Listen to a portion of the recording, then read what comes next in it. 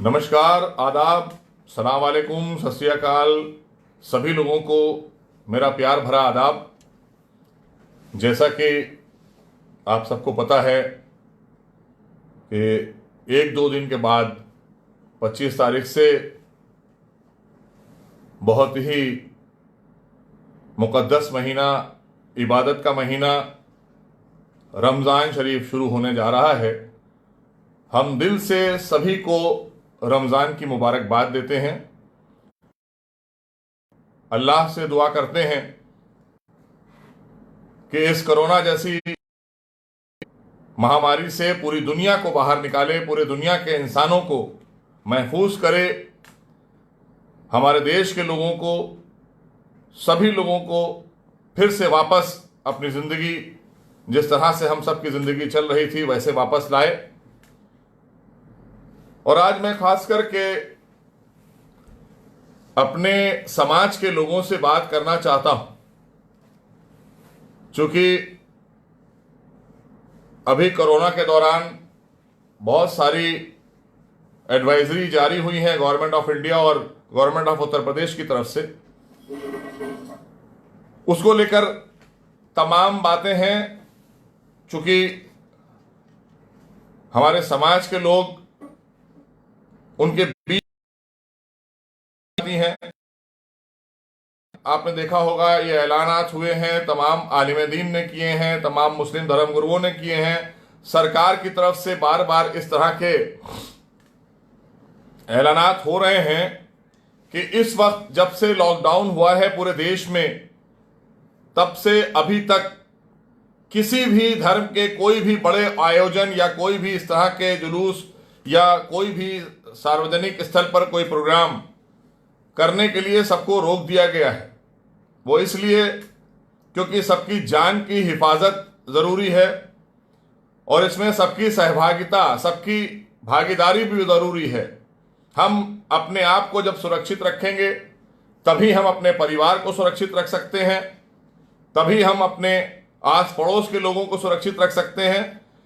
क्योंकि कोरोना एक बहुत ही खतरनाक वायरस है जिसका अभी तक कहीं भी कोई इस वायरस को खत्म करने के लिए वैक्सीन नहीं बनी है, कोई दवा नहीं है।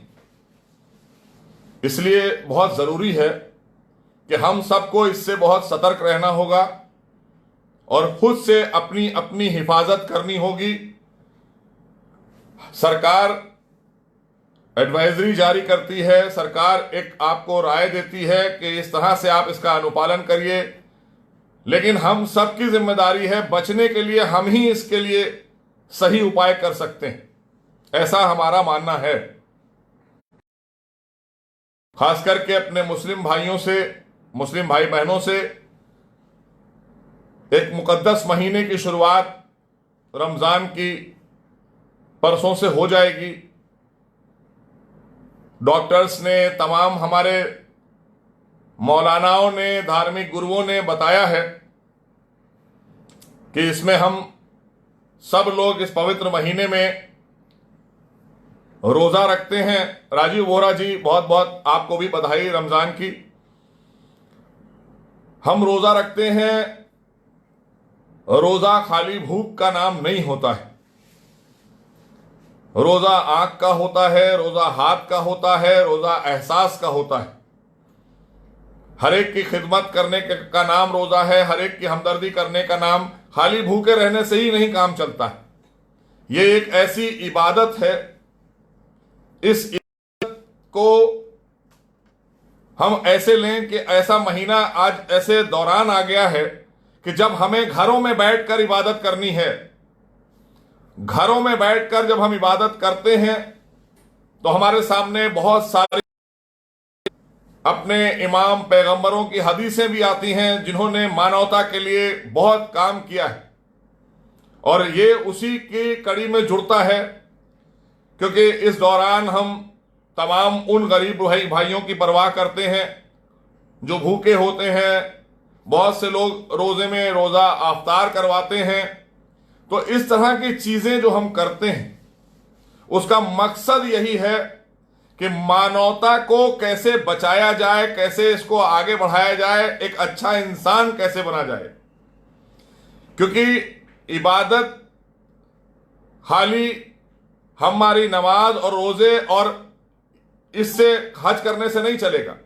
ये हम करते हैं, लेकिन अल्लाह के बीच और हमारे बीच में नमाज रोजा ये सब है। लेकिन दूसरी बात, सच्ची इबादत वो है कि हमारा पड़ोसी भूखा ना सो जाए, हमारे पड़ोस में कोई बीमार है तो उसको दिखाने हमें ले जाना है, उसकी फिक्र करना है। इसका नाम, ये दरअसल इबादत वो है जो अल्लाह पसंद करता है, ईश्वर पसंद करता है, क्योंकि हम सब अल्लाह और ईश्वर के बनाए बंदे हैं। तो हमें सबको रमजान में बहुत ख्याल रखना होगा सोशल डिस्टेंसिंग का, क्योंकि सोशल डिस्टेंसिंग बहुत जरूरी है, सामाजिक दूरी। क्योंकि कोरोना वायरस आप देख रहे हैं, मैंने देखा पूरे हिंदुस्तान के अंदर एक मुसलमानों की तबलीगी जमात है, उस जमात के लोग आए हैं, जमात से आए हैं, इधर उधर आकर अपने घरों में चले गए हैं। लेकिन अज्ञानता की वजह से, जिस तरह से उनका यह मानना है, बहुत से लोगों का यह मानना है कि वो जानबूझकर ऐसा कर रहे हैं। मेरा मानना यह है कि वो अज्ञानता की वजह से ऐसा कर रहे हैं, क्योंकि अगर जानबूझकर ये ऐसा कर रहे होते तो रोज आए दिन आप देखिए तादाद बढ़ती जा रही है। तो इसलिए हम सब की सामूहिक जिम्मेदारी है मुस्लिम समाज की कि उनको आगाह करें, उनको बताएं कि भैया आप जाकर अपना टेस्ट करा लीजिए। अगर आप वहां से आए हैं तो आप भी सुरक्षित रहेंगे, आपका परिवार भी सुरक्षित रहेगा। अपनी परिवार की, समाज की सुरक्षा के लिए उसकी दृष्टिगत आपको, हमें सबको मैं बताना चाहता हूं कि अभी हमारे देश के तमाम जो पत्रकार भाई हैं, जो लगातार हम सबके बीच में आ रहे हैं, जा रहे हैं, रिपोर्टिंग कर रहे हैं, महाराष्ट्र में 50-60 ऐसे हमारे पत्रकार भाई हैं जो कोरोना पॉजिटिव हो गए। अपनी ड्यूटी निभाते हुए, अपनी जिम्मेदारी, ये भी एक इंसानियत की जिम्मेदारी वो निभा रहे हैं कि दूसरे की हिफाजत के लिए क्या नहीं करना है, कहां पे क्या लॉकडाउन है, कहां पे हॉटस्पॉट है, इसके लिए वो कवरेज कर रहे हैं, हम सबको दिखा रहे हैं। जहां से ये बातें निकल कर आई और फिर जब उन्होंने टेस्ट कराया तो वो भी बेचारे उस वायरस का शिकार हुए हैं और सभी के सभी आइसोलेशन में हैं, क्वारंटाइन हैं, उनके परिवार के लोग क्वारंटाइन किए गए हैं।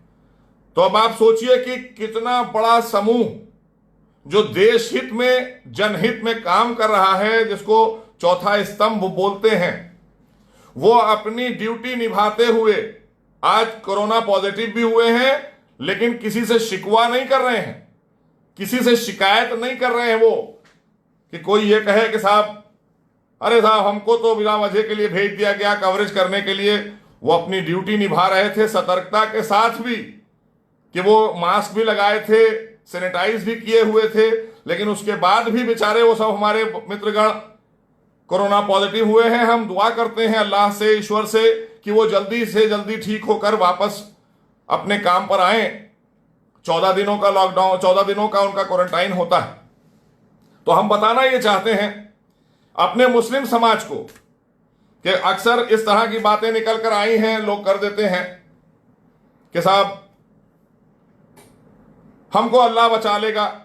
बेशक अल्लाह बचा लेगा, बेशक ईश्वर बचा लेगा, लेकिन मैं आप सबको एक हदीस सुनाता हूं हुजूर सल्लल्लाहु अलैहि वसल्लम की, कि उनके पास एक शख्स आया, वो सबसे मिलकर आते थे, वो बैठे हुए थे। एक शख्स आया, उन्होंने देखा कि उसने ऊंट की डोर वहीं छोड़ दी, और ऊंट की जो डोर छोड़ने के बाद, ऊंट की डोर उसने वहीं छोड़ दी, और वो वहां से हुजूर सल्लल्लाहु अलैहि वसल्लम के खिदमत में आया, और आते ही उसने अपनी बात कही। तो उन्होंने कहा कि तुमने खुला छोड़ दिया है। उन्होंने कहा नहीं, वो अल्लाह समझेगा, वो अल्लाह बचा लेगा उसको, हमें अल्लाह पे भरोसा है। तो उन्होंने कहा कि नहीं, पहले तुम जाओ, उस ऊंट को बांध कर आओ, फिर आकर अपनी बात कहो। क्योंकि ये जिम्मेदारी तुम्हारी है कि उस ऊंट को बांधना है, और उसके बाद की जिम्मेदारी अल्लाह की है। तो इसलिए जो जिम्मेदारी इंसानों की है, उस जिम्मेदारी का निर्वाह हम सबको करना होगा।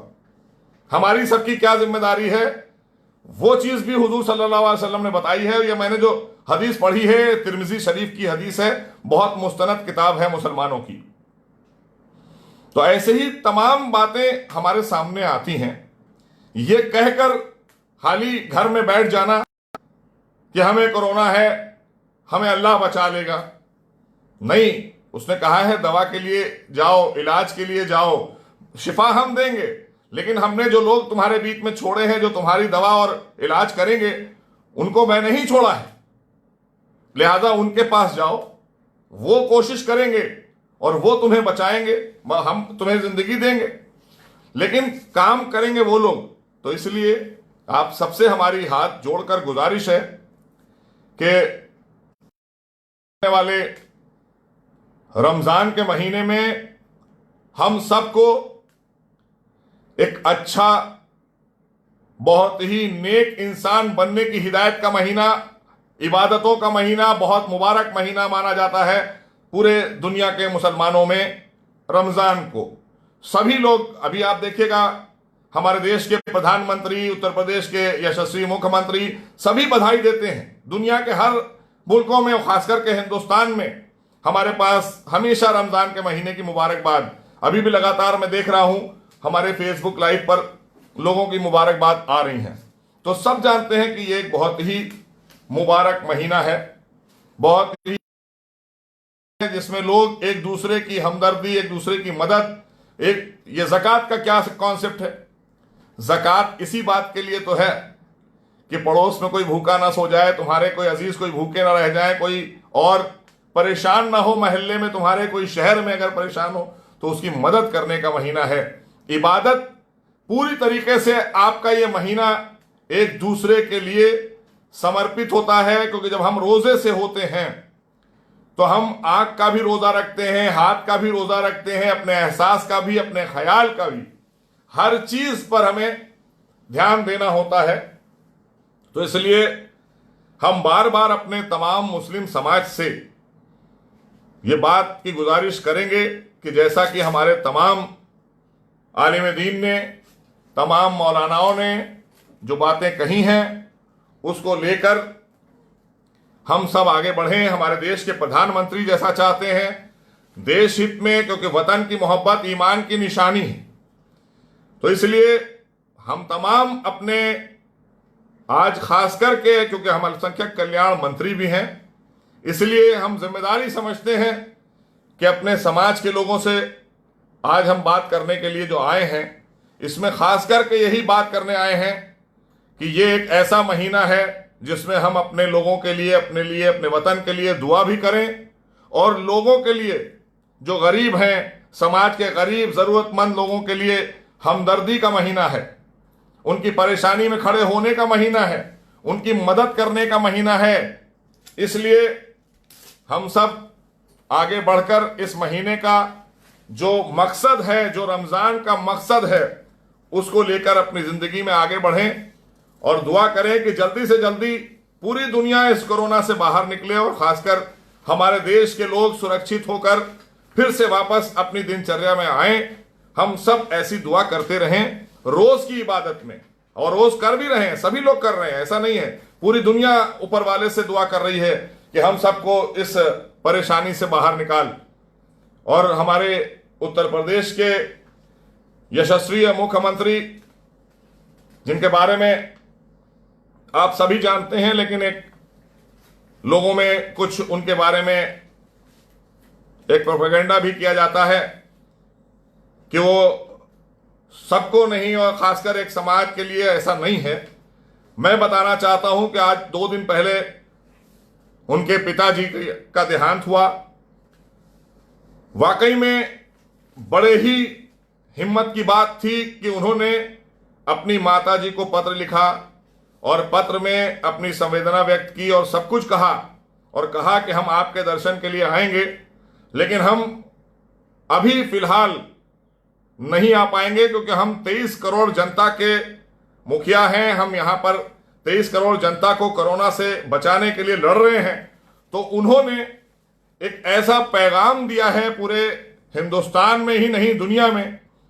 अगर वो चाहते तो वो जा सकते थे, ऐसा नहीं था, उनके पास सारा संसाधन था, चार्टर था, सब कुछ था, लेकिन उन्होंने प्राथमिकता हम सबको दी, 23 करोड़ जनता को, राष्ट्र धर्म को, राजधर्म को, कि हमारी ड्यूटी क्या है, हम उस ड्यूटी को निभाएंगे।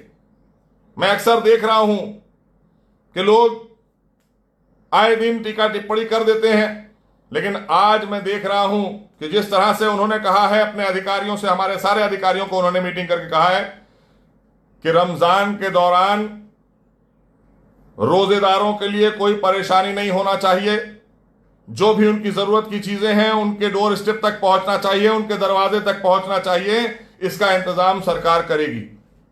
सारे आला अधिकारियों को उन्होंने निर्देशित किया है पूरे उत्तर प्रदेश में। तो अब आपको यहीं से अंदाजा लगाना चाहिए कि एक ऐसा धर्म निभाने वाले, कल हम लोग गए थे, उन्होंने कई ऐसे वाकये बताए मुझे, हम सबको साझा किए अपने पिताजी के साथ के, कि वो बहुत सिंपल और बहुत साधारण, उनके पिताजी भी बहुत सामाजिक व्यक्ति थे, इसीलिए ऐसे सपूत को हमारे बीच में छोड़कर गए हैं जो हम पूरे प्रदेश की और देश की सेवा कर रहा है, और इसीलिए ऐसे लोग अमर रहते हैं हमेशा। तो इसलिए रोजा हमें अपने नफ्स पर काबू करने की तरबियत देता है, हमें अपने नफ्स पर काबू रखना चाहिए, अपनी जरूरियात को कम करना चाहिए, दूसरों की जरूरियात को पूरा करने का नाम रोजा है। तो इसलिए इतना हसीन मौका मिल रहा है सबको एक दूसरे की मदद और हमदर्दी करने का। मुझे एक शेर याद आ रहा है इकबाल अशर साहब का, और मैं खुद भी इसी ख्याल का आदमी हूं। मैं चाहता हूं कि वो शेर आप लोगों के साथ मैं शेयर करूं कि यही जुनून, यही एक ख्वाब मेरा है, यही जुनून, यही एक ख्वाब मेरा है, वहां चिराग जला दूं जहां अंधेरा है। तो हमें में चिराग जलाने की सोच रखना चाहिए।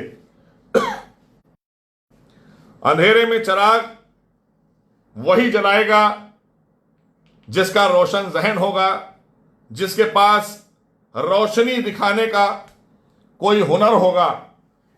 तो मुझे लगता है कि हम सबको अपनी सामूहिक जिम्मेदारी के साथ में इस पवित्र रमजान के महीने में अपने देश के लिए, प्रदेश के लिए, आस पड़ोस के लिए, सबके लिए दुआ करना चाहिए। हम सब दुआ करेंगे अल्लाह से कि हम सब इस महामारी से बाहर निकलें, और कोविड के दौरान, खास करके कोरोना के दौरान, मैं एक बहुत खास बात बताना चाहता हूं। मुझे जो बातें याद आती जाएंगी, मैं आज खास करके आपके बीच में आया हूं क्योंकि मैंने भी थोड़ा अध्ययन किया है, थोड़ा मैंने कुरान को भी पढ़ा है, तमाम और किताबें भी पढ़ी हैं, हमने वेद और गीता भी पढ़े हैं, ऐसा नहीं है। लेकिन हम चूंकि अब जिस परिवार से हम आते हैं, जहां हम पैदा हुए हैं, उसको सामाजिक तौर पर मुसलमान कहा जाता है और हम मुस्लिम समाज से आते हैं। तो अभी आपने देखा मुबारक महीना है रमजान, सब लोग रमजान के महीने का बड़ा जोर और गर्मजोशी से इस्तकबाल करते हैं, और तमाम हमारे 100 करोड़ हिंदू भाई एहतराम करते हैं और हम सबको मुबारकबाद देते हैं। ये खूबसूरती रमजान के महीने की है। लेकिन मैं बताना चाहता हूं कि जो हमारे तबलीगी जमात से आए हुए लोग इधर उधर आकर अपने घरों में डर कर बैठ गए, छुप कर बैठ गए, जिनको ये लगता है कि शायद उनको पकड़कर पुलिस ले जाना चाहती है, नहीं, पुलिस चाहती है, वो जो हमारे डॉक्टर्स और वहां सुरक्षाकर्मी आपके पास आते हैं, वो आपको वहां से ले जाकर क्वारंटाइन करना चाहते हैं, आपकी जांच कराकर आपको, आपकी फैमिली को, आपके समाज को, सर्व समाज को सुरक्षा प्रदान करना चाहते हैं, इसलिए वो आते हैं। लेकिन वहां पर चंद लोग हुल्लड़ हंगामा भी करते हैं, पत्थर भी चलाने लगते हैं, चीख पुकार करते हैं, तो पुलिस पकड़ने नहीं आई है। पुलिस आपकी और वहां पर डॉक्टर्स की सुरक्षा के लिए जा रही है, और डॉक्टर्स आपको ले जा रहे हैं आपको सुरक्षा के लिए कि आपकी जांच करके आपको सुरक्षित स्थान पर रखा जाए, जिससे अगर कोई संक्रमण आपके अंदर है तो उससे आपको बचाया जाए, समाज को बचाया जाए, ताकि आप ठीक होकर लौटें घर अपने सुरक्षित, अपने परिवार के लोगों से मिलें। लेकिन अगर आप उसी बीमारी में, उसी संक्रमण में, उसी वायरस को लेकर अपने जिंदगी में घर पर रहेंगे, अगर घर पर आप रहेंगे तो जाहिर सी बात है घर के हर व्यक्ति को, हर इंसान को कोरोना ट्रांसफर होगा। हम लॉकडाउन में हैं, चाहे आज नहीं 10 साल तक लॉकडाउन चलता रहे, हम उससे बाहर नहीं निकल सकते।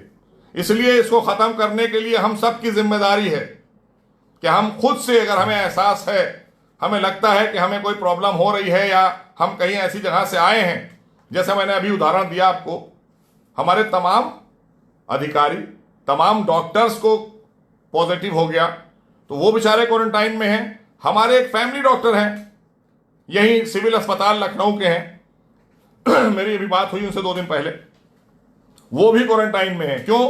क्योंकि वो 2 पेशेंट्स का इलाज कर रहे थे, इसलिए उनको, वो भी बेचारे 15 दिन के लिए रखे गए हैं। फोन पे बात करता हूं, मुझसे बात करते हैं, कहते हैं सर बहुत जरूरी है, क्योंकि मैं घर जाऊंगा तो घर वालों को हो सकता है, आस पड़ोस वालों को हो सकता है। तो मैं सलाम करता हूं ऐसे लोगों को कि जो बगैर डरे, थके, बगैर रुके पूरे सारे समाज के लोगों के लिए इस तरह से दिन रात काम कर रहे हैं। कितनी बड़ी ड्यूटी निभा रहे हैं। अभी तो अगर पता चल जाता है कि किसी को कोरोना है तो हम आसपास नहीं जाना पसंद करते हैं, लेकिन हमारे डॉक्टर्स को देखिए, उनके साथ चलने वाले और स्टाफ को देखिए, ड्राइवर्स को देखिए जो वो वैन से लाते हैं, ले जाते हैं। समझना होगा, हम सबको अपनी जिम्मेदारी समझना होगी। इससे ये कोई बहुत बड़ी बहादुरी नहीं है। मैंने कहा ना, अभी मैंने आपको एक बड़ा वाकया सुनाया हुजूर सल्लल्लाहु अलैहि वसल्लम का, कि आपने कहा कि ऊंट बांध कर आओ, क्योंकि ऊंट बांध कर आओगे तब उसकी जिम्मेदारी अल्लाह की है, लेकिन तुम खुला छोड़ कर आओगे और उसके बाद ये कहो कि नहीं साहब अल्लाह समझेगा, वो अल्लाह जाने, अब हमारा ऊंट कहीं जाएगा नहीं। अब आप अल्लाह के नबी से बात कर रहे हैं और अल्लाह का नबी आपको यह हिदायत कर रहा है, तो हमें सबको समझना होगा ना, ये बात पर गौर करना होगा। बात बहुत छोटी सी नहीं है, ये बहुत बड़ी बात है। हम सबका पालनहार, पूरी दुनिया को पैदा करने वाला ईश्वर है, पूरी दुनिया को पैदा करने वाला, एक एक इंसान को पैदा करने वाला अल्लाह, उसका राज़िक भी वही है। वो रहीम और करीम भी है, रहमान और रहीम है, लेकिन उसने अक्ल दी है। मजहब, दीन अक्लमंदों के लिए आया है, दीवानों और बेगानों के लिए कोई मजहब नहीं आया है। सारे मजहब अक्ल से काम करने की दावत देते हैं। जहन से काम करिए, जहन से खोलकर, जो चीज सही है वो सही है, जो चीज गलत है वो गलत है। यह फैसला आप तभी कर पाएंगे जब आप अपने अंदर एक अच्छे इंसान को पालेंगे और अच्छे लोगों को पढ़ेंगे। जिस भी मजहब में आप हैं, आप अपने महापुरुषों को पढ़िए, आप उनको देखिए कि उन्होंने अपनी जिंदगी कैसे गुजारी है समाज के लिए। क्योंकि हम जिस देश में रहते हैं, इस देश की क्या खूबसूरती है। इस देश की खूबसूरती यही है कि हुजूर सल्लल्लाहु अलैहि वसल्लम के नाम पर 12 वफात होती है। आप सब दिल पर हाथ रख के सोचिए, क्या ये 12 वफात सऊदी अरब में होती है? क्या वहां इस बात की आपको छुट्टी या कोई आपको परमिशन दी जाती है कि बड़े बड़े जुलूस आप निकालिए और या नबी सलाम अलैह कहते हुए घूमिए? ये सिर्फ हिंदुस्तान की खूबसूरती है मेरे दोस्तों, मेरे भाई। हिंदुस्तानियों को सलाम करते हैं, अपने देश के 100 करोड़ लोगों को सलाम करते हैं कि जो हमारे इस काम में हमारे साथ खड़े होते हैं। आपने देखा हुजूर सल्लल्लाहु अलैहि वसल्लम को अरब में जब वो प्रचार कर रहे थे, इंसानियत का, लोगों को अच्छे पाठ पढ़ा रहे थे कि बेटियों को दफन ना करो, गलत काम ना करो, जुआ ना खेलो, शराब ना पियो, तो लोग उन पर बोतान लगाते थे, उन पर पत्थर चलवाते थे, पत्थर फेंके जाते थे। वहां कोई नहीं होता था, ना कोई विश्व हिंदू परिषद का होता था, ना कोई बीजेपी का होता था, ना कोई हमारा हिंदू भाई होता था। वो कौन लोग थे, ये हमें सोचना होगा, थोड़ा सा दिल की गहराइयों से सोचना होगा। आप कहां चले जाते हैं, आप कितनी दूर निकल जाते हैं, किस तरफ की बातें सोचने लगते हैं। हमें आपको सोचना होगा कि अरब में किस तरह से हुजूर सल्लल्लाहु अलैहि वसल्लम को परेशान किया गया, उनकी आल को परेशान किया गया। कि कौन लोग थे? सभी तो अपने को मुसलमान कह रहे थे। तो मुसलमानों में भी कैटेगरी आ गई ना सामने निकलकर, भाई हमारे सामने आ गई ना। तो हमें सबको हुजूर के बताए रास्ते पर चलना होगा, हुजूर की आल के बताए रास्ते पर चलना होगा, क्योंकि उन्होंने बताया है कि इंसानियत के लिए अगर बलिदान, अपनी कुर्बानी भी देना पड़ी तो देंगे हम, और दी। और उस कुर्बानी को आज हमारे हिंदुस्तान के 100 करोड़ हिंदू मनाते हैं। हम उनको सलाम करते हैं, अपने हिंदुस्तान के तमाम हिंदू भाइयों को। आप देखिए 10 मुहर्रम को छुट्टी होती है हमारे देश में। आपने कभी गौर किया है? 10 मुहर्रम की छुट्टी रजिस्टर्ड छुट्टी है हमारे देश में। किस बात की? कि हुजूर सल्लल्लाहु अलैहि वसल्लम के नवासे को बर्बरता से करबला में कत्ल कर दिया गया था। मानवता के लिए वो काम कर रहे थे, इंसानियत को बचाने के लिए, दीन को बचाने के लिए काम कर रहे थे। इंसानियत के लिए अपनी कुर्बानी दी उन्होंने पूरे घर भर के साथ। इसलिए हिंदुस्तान के लोग इस चीज को बहुत पसंद करते हैं। यही हमारे संस्कार हैं, यही हमारे जिंदगी के आदाब हैं। हिंदुस्तान से अच्छा दुनिया में कोई मुल्क नहीं है। लेकिन हमें आपको अपनी सोच को थोड़ा सा बदलना होगा। कतई तौर पर कोई आपके और हमारे खिलाफ नहीं है। हम इतने सालों से रहते चले आ रहे हैं। आप बताइए ना, आपने कभी एहसास किया? जब होता है कोई कुछ ना कुछ, थोड़ा बहुत लोग राजनीतिक रोटियां सेकने के लिए इस तरह की चीजें करते हैं। लेकिन हमें अक्ल से काम करना होगा, हमें समझना होगा। हमारे पीछे 2 तस्वीरें लगी हुई हैं, एक देश के प्रधानमंत्री की और एक उत्तर प्रदेश के मुख्यमंत्री की। मैं इसलिए इन दोनों को बहुत मानता हूं क्योंकि मानवता के लिए जितने भी काम हैं, जब से देश के प्रधानमंत्री मोदी जी बने हैं और जब से उत्तर प्रदेश के मुख्यमंत्री आदरणीय योगी जी बने हैं, आप इनके बारे में खुद से पढ़िए, दूसरों की बात पर ना जाइए, खुद से समझने की कोशिश कीजिए। कोई ऐसा काम बताइए जिसको लेकर हम, मोदी जी की अगर बात करें, हमारे देश के यशस्वी प्रधानमंत्री की, अरब कंट्रियों ने इनको माना है और सऊदी अरब जैसे कंट्री ने हमारे देश के प्रधानमंत्री को सऊदी अरब रत्न से नवाजा है। सबसे ज्यादा मुस्लिम मुल्कों ने हमारे देश के प्रधानमंत्री को नवाजा है और उनको बुला बुलाकर उनकी इज्जत की। क्यों? क्योंकि वो देख रहे हैं कि यह सर्वधर्म का देश है और मोदी जी इतनी खूबसूरती से देश को, आज लॉकडाउन के दौरान देखिए, पूरी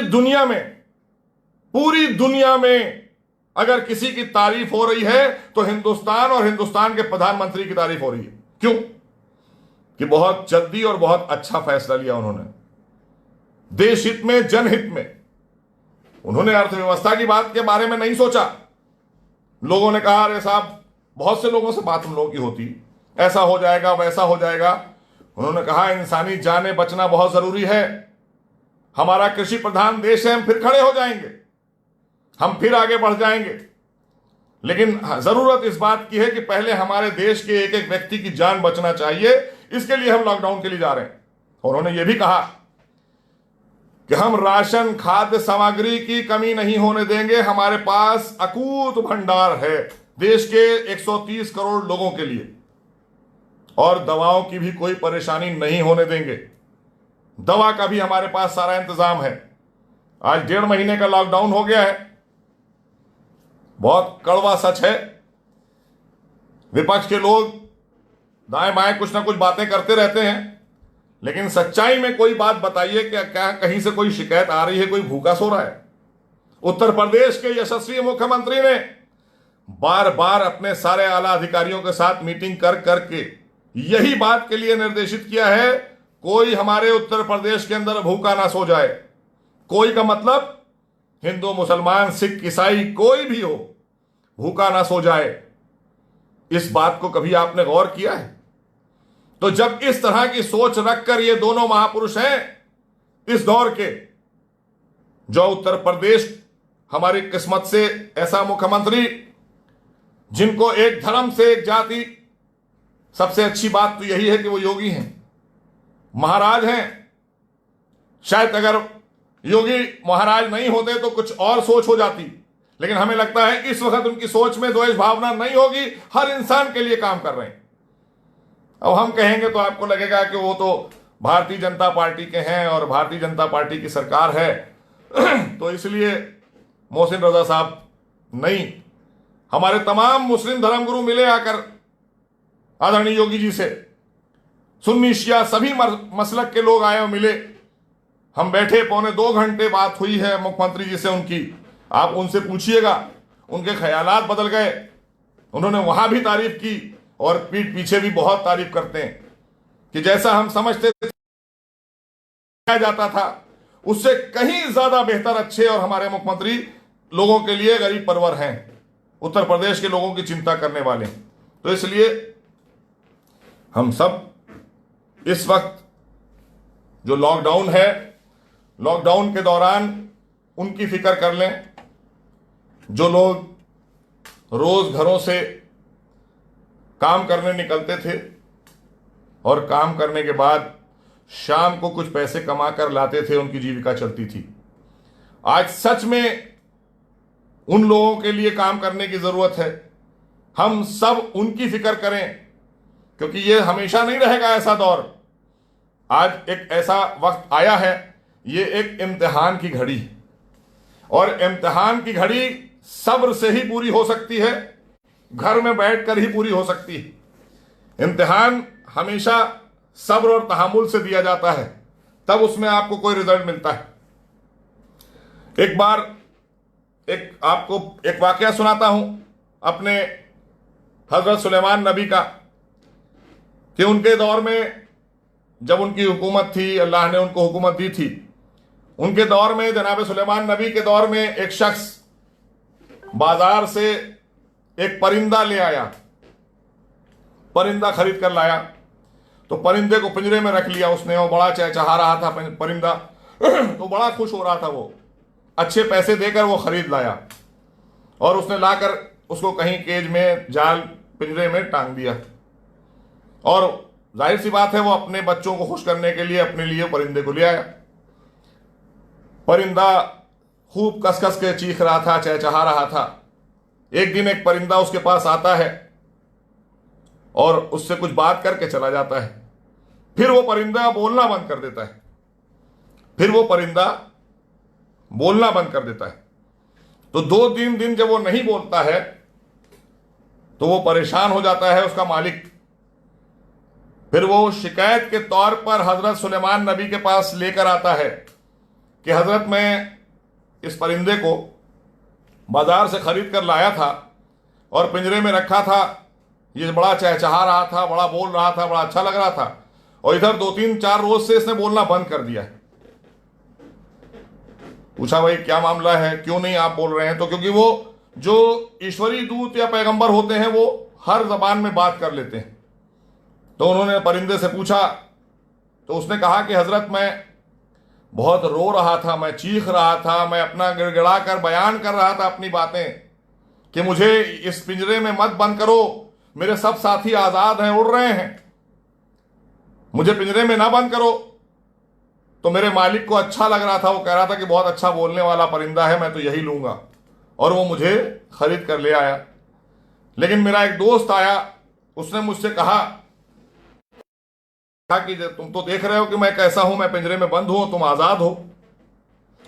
उसने कहा कि तुम्हारी जो बेसब्री थी, जो तुम चीख पुकार कर रहे थे ना, उस चीख पुकार की वजह से तुम पिंजरे में हो, इसलिए अब तुम बोलना बंद कर दो। तो उसने बोलना बंद कर दिया। तो आपने कहा कि कर दो, ये तुम्हारे पिंजरे में बोलेगा नहीं। तो उनके हुक्म से उसने उनको आज़ाद कर दिया पिंजरे से, और वो पिंजरे से उड़कर चला गया। उसने अपने मालिक से कहा कि देखो, अगर सब्र करोगे, कोई भी चीज़ तुम दुनिया में चाहते हो अच्छी तुम्हारे साथ हो और तुम हासिल करना चाहते हो, तो सब्र से काम करना।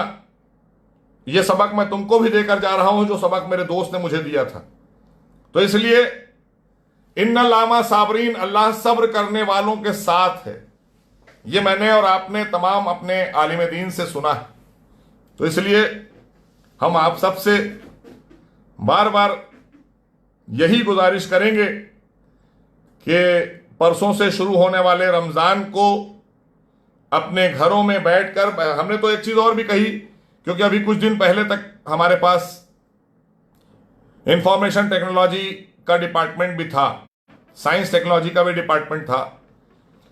तो आप सब चाहें तो टेक्नोलॉजी का भी इस्तेमाल करके कुछ अच्छे कार्य, इबादत खुद भी कर सकते हैं, दूसरों के घर तक भी पहुंचा सकते हैं।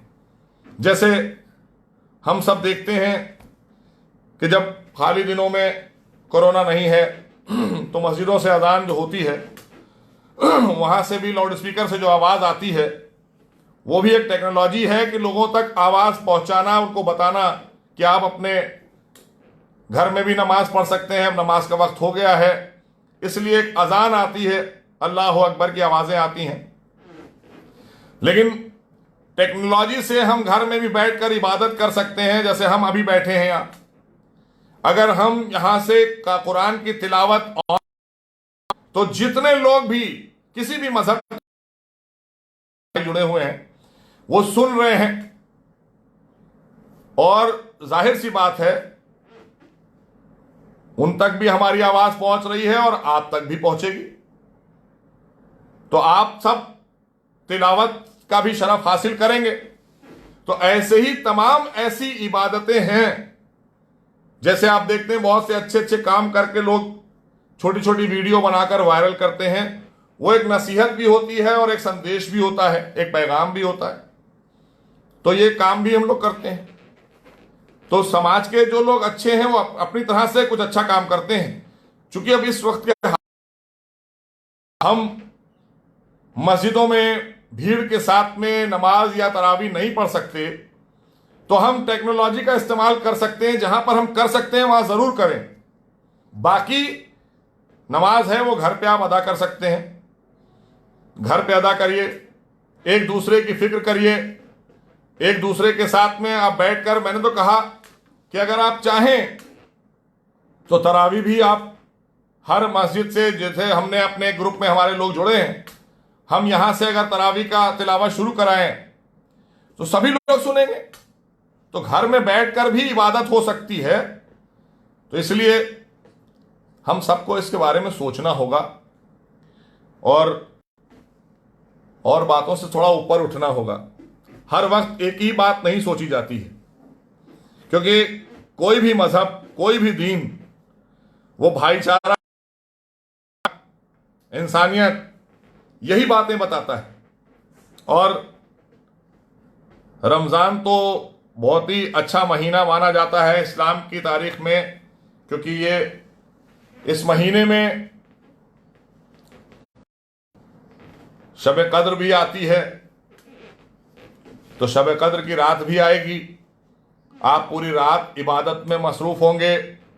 उस दिन पूरा कुरान, एक तरीके से पूरी हिदायत अल्लाह ने मुकम्मल आप तक पहुंचाई और आपको उस हिदायत के लिए हुजूर सल्लल्लाहु अलैहि वसल्लम को भेजा कि आप इनको बताइए जाकर। तो इसलिए नेकियों का महीना, पुण्य कार्यों के लिए मौसम बहार है, बसंत का महीना है, ये इबादतों की बसंत का महीना है। तो अब आप सब, हम आस पास पड़ोस सबकी फिक्र करें। इबादत और इबादत के साथ साथ वो इबादत जिसके लिए हुजूर सल्लल्लाहु अलैहि वसल्लम ने बताया है कि अखलाक, मोहब्बत, भाईचारा, कोई भूखा ना सो जाए, जिसको लेकर देश के प्रधानमंत्री, उत्तर प्रदेश के मुख्यमंत्री, हम तो बार बार सबसे कहते हैं कि किसी भी मजहब की अगर आप बात करें, किसी भी मजहब का व्यक्ति जो अच्छा होगा वो इसी बात पर रोशनी डालेगा और इसी बात की तरफ आपको आमादा करेगा। तो आज देश के प्रधानमंत्री भी यही बात कहते हैं, देश के मुख्यमंत्री भी हमसे यही हिदायत करते हैं, क्योंकि सारे मजहब मानवता का पाठ पढ़ाते हैं। उनका मूल मानवता है, इंसानियत है, और जिस मजहब में इंसानियत नहीं वो मजहब हो नहीं सकता, या जो व्यक्ति में इंसानियत नहीं वो धार्मिक नहीं हो सकता। तो इसलिए बहुत सोचना समझना होगा। मैं बहुत बड़ा धार्मिक और ज्ञानी व्यक्ति नहीं हूं, लेकिन जो हमने समाज के अच्छे लोगों से सीखा है, क्योंकि सोहबत हमें बहुत कुछ सिखाती है। अच्छी सोहबत से अच्छी बातें मिलती हैं, बुरी सोहबत में बैठिएगा तो बुराइयों से आपका दो चार होंगे रिश्ते आपके। तो हमने हमेशा अपने से अच्छे लोगों में बैठकर ये सब सीखा है, और थोड़ा बहुत जो पढ़ा है वही मैं आपसे शेयर कर रहा हूं। हो सकता है मुझसे कोई गलती भी हो जाए। मैंने कहा ना कि मैं भी आपकी तरह एक इंसान हूं, लेकिन चूंकि एक जिम्मेदार पद पर हूं उत्तर प्रदेश सरकार में, तो हमारी जिम्मेदारी थी कि मैं आपके बीच में रमजान से पहले एक बार आप सबसे गुफ्तगू करूं। सभी लोग सुन रहे हैं, जिन्होंने नहीं भी सुन रहे हैं उन तक आप बात हमारी पहुंचाएंगे कि हम सब अपने लिए, अपने देश के लिए, अपने प्रदेश के लिए अब पहला काम जो कोरोना सोशल डिस्टेंसिंग का है, जो सामाजिक दूरी बनाने का है उसको, और अगर कोई संक्रमित हमारे आसपास है तो उसको फौरन उसके घर वालों को बताएं, उससे कहें कि आप जाइए और जाकर अपना टेस्ट करा लीजिए। ये परेशान होने की जरूरत नहीं है। हम आपसे कह रहे हैं, हम एक बात कहना चाहते हैं, बाकायदा आप इसको रिकॉर्ड हो रहा है, लोग रिकॉर्ड भी कर रहे होंगे, सभी मीडिया के लोग भी सुन रहे हैं इसको। मैंने बाकायदा ये लिंक अपना मीडिया पर भेजा है। किसी को पकड़ने नहीं आ रही पुलिस हमारी। ये जो लोगों के बारे में सूचना मिल रही है, हमारे जो पुलिस प्रशासन के लोग हैं, सिक्योरिटी के लोग हैं, वो उनके मोबाइल से उनके लिंक ढूंढ रहे हैं कि कहीं ऐसा तो नहीं है कि किसी को कोरोना था तो अब उसकी हिस्ट्री में 4 घर इस मोहल्ले में है, 4 घर उस मोहल्ले में है, इन लोगों के साथ भी वो मिले हैं, तो उनको बुलाकर उनका चेक कराना चाहते हैं कि आपका टेस्ट, कोई आपको पैसा नहीं देना है, टेस्ट का पैसा भी सरकार ही आपका पे कर रही है, सारी सुरक्षा फैसिलिटीज भी आपको सरकार दे रही है। मेरे कई जानने वाले यहां क्वारंटाइन में और आइसोलेशन में हैं, ये चिन्हट के पास में।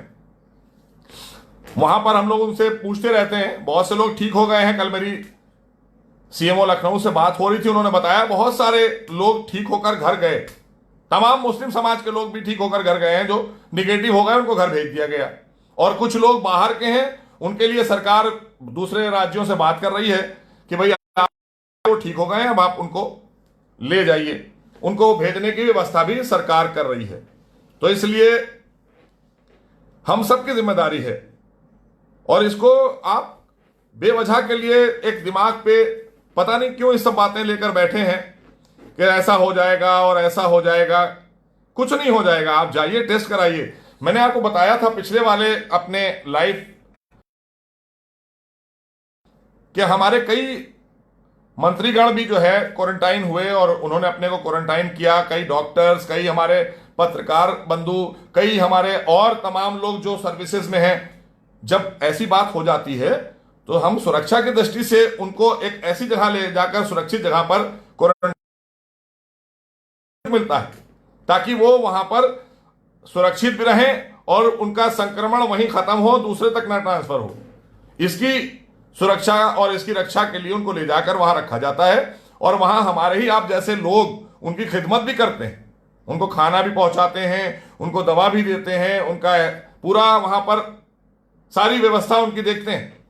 तो आप सोचिए तो जरा, कोई नहीं चाहता कि हमारे देश का कोई भी व्यक्ति कोरोना जैसी बीमारी से संक्रमित होकर और दुनिया छोड़े। ये सबको बचाने की जरूरत है। देश के प्रधानमंत्री जो बार बार बातें कर रहे हैं,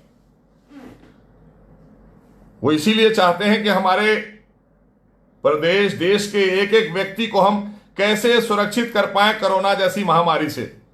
और आज हमारा देश सबसे ज्यादा सुरक्षित भी है। अभी तक लड़ाई में हम बहुत अच्छे से सभी लोग मिलकर लड़ रहे हैं। और मैं एक बात और कहना चाहता हूं, थोड़ा सा उसको अदरवाइज ना लें, देखिए, कोई के द्वारा कोई बनाई गई तंजीम, कोई संस्था अगर है और वो संस्था काम कर रही है तो वो संस्था के जिम्मेदार लोगों को अपने आगे आकर काम करना और बताना चाहिए। सरकार के साथ में आप अपनी बात रखिए, लेकिन आप ये नहीं कह सकते कि हम पूरे एक समाज या एक समुदाय को रिप्रेजेंट करते हैं। इसकी इजाजत किसी को नहीं है कि हम अगर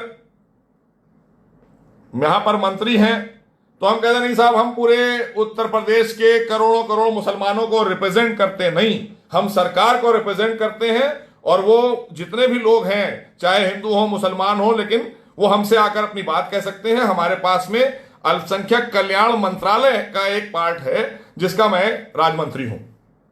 बाकी मैं उत्तर प्रदेश के सभी लोगों के लिए काम करूंगा। मैं ये नहीं कह सकता या कोई ये नहीं कह सकता कि खाली हम जो है एक समुदाय के लिए ही काम करेंगे। ऐसा नहीं होता, ऐसा बिल्कुल नहीं होता, क्योंकि सरकारें सबकी होती हैं, प्रधानमंत्री मुख्यमंत्री सबके होते हैं। इसलिए ये बात और ये धारणा जो है ये आप दिमाग से निकाल दीजिए। हम सब जब सरकार में होते हैं तो हमारी जिम्मेदारी 23 करोड़ जनता की होती है प्रदेश की। कोई भी किसी कोने से हमसे फोन करके अपनी मदद के लिए गुहार कर सकता है। कोई भी व्यक्ति माननीय मुख्यमंत्री से और कोई भी देश का व्यक्ति माननीय प्रधानमंत्री से अपनी परेशानी बयान कर सकता है और अपनी परेशानी का हल वहां से करा सकता है। तो इसलिए ये बातें जो निकल कर आई हैं, मैं और समाज के लोगों से भी और अपने समाज के लोगों से भी कहूंगा कि किसी एक व्यक्ति अगर मोहसिन रजा गलत है तो सारा मुस्लिम समाज गलत नहीं होगा। इस बात का ख्याल अगर एक व्यक्ति ने की है तो उसको गलत कहना हमारा भी फर्ज है, हमारी भी जिम्मेदारी है। लेकिन अगर हम गलत नहीं कहेंगे और हम उसको बचाने का प्रयास करें या हम उसके बारे में ऐसा कहें कि नहीं साहब वो जबरदस्ती के लिए, वो चूंकि किसी समुदाय के हैं इसलिए कहा जा रहा है, तो ऐसा बिल्कुल नहीं है। जो गलत है वो अपनी गलती स्वीकार करे और आगे आए, क्योंकि हम उत्तर प्रदेश में 23 करोड़ लोगों के लिए बात कर रहे हैं और आदरणीय प्रधानमंत्री 130 करोड़ लोगों की सुरक्षा और उनकी जान की हिफाजत के लिए इस वक्त कोरोना की लड़ाई में बार बार हमारे बीच में आकर वो हम सबसे अपनी बात रखते हैं। तो इसलिए किसी भी एक भी चाहते, ये नहीं जानना चाहते कि आप खाली एक इस तरफ दिमाग को ले जाएं कि साहब नहीं वो तो साहब इसलिए ऐसा है। नहीं, अगर कोई कफील या शकील को लेने के लिए वहां कोई डॉक्टर और पुलिस आई है तो इसका मतलब यह है कि उस पर्टिकुलर मोहल्ले के लोगों को सुरक्षित करना है, और अगर उनमें कोई इस तरह का वायरस है तो उनका भी इलाज करेंगे वो लोग। लेकिन कुछ लोग गुमराह होकर चलाते हैं। पुलिस प्रशासन, आपने कभी गौर किया है? अभी 1-2 दिन पहले एक तस्वीर देख रहा था, एक वीडियो आया था। आप एहसास करने के लिए होता है, देखिए अगर आपके दिल में इंसानी जज्बा है तो अपने आप मान लेंगे कि ये बात सही है। एक हमारी पुलिस कांस्टेबल, हमारी बहन भी है परिवार में, उतनी बड़ी हमारी बहन भी है, वो भी हमारी बहन की तरह है। वो अपनी ड्यूटी निभा रही थी 10-90 पर, और उसकी गोद में एक 9 महीने का बच्चा, और उसको हुए थी, उसको भी मास्क लगाया हुआ। अब आप सोचिए, एक आदमी ड्यूटी निभा रहा है अपनी इस तरह से, इसके बारे में आपकी क्या राय है, क्या कहेंगे आप? तो इसलिए हम इन पर पत्थर ना चलाएं। ये किसी से नफरत नहीं करते हैं, ये सबकी सुरक्षा के लिए आते हैं। और आज इन्होंने वाकई में पूरे हिंदुस्तान में आपने देखा होगा, शुरू में बहुत से कि पुलिस जो है लोगों को पूछ रही है, किसी को 2 डंडा मार दिया, किसी को 1 डंडा मार दिया। लेकिन मैंने कहा कि ये डंडा इसलिए नहीं मारा जा रहा था, ये डंडे इसलिए कि आप घर में महफूज रहेंगे। आप अपने घर जाइए, आप यहां पर बगैर किसी से पूछे, बगैर परमिशन लिए लॉकडाउन में बाहर निकले हैं, इसलिए हम चाहते हैं कि आप सुरक्षित अपने घर जाएं। और अब आइंदा आप ना आए जब तक कि आपको कोई सरकारी आदेश ना हो, क्योंकि आपकी जान की रक्षा करना हम सबकी जिम्मेदारी है। हमको इसीलिए सड़कों पर लगाया गया है। हम जान की बाजी लगाकर आपकी हिफाजत के लिए गली आपने देखा आज हमारे पुलिस के कर्मी घर घर खाना पहुंचाने का काम कर रहे हैं, तमाम समाज सेवी संस्थाएं।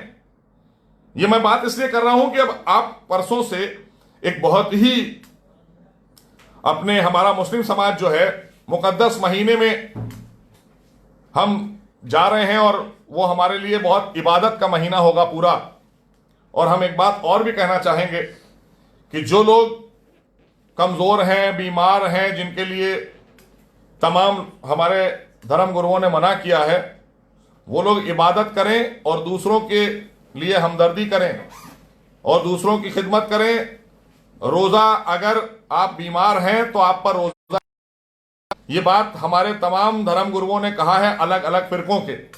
तो इसलिए इबादत करिएगा, आप नमाज घर में पढ़िए और कुरान पढ़िए, उसकी तिलावत करिए, लेकिन रोजा रखने के लिए आपको हमारे तमाम धर्म गुरुओं ने मना किया है कि जो लोग बीमार हैं, परेशान हैं, जिनकी इम्यूनिटी बहुत कमजोर है, जिनके अंदर बदन में क्षमता नहीं है या कुछ बीमारी है, वो लोग थोड़ा सा एहतियात इस हालात में बरतें।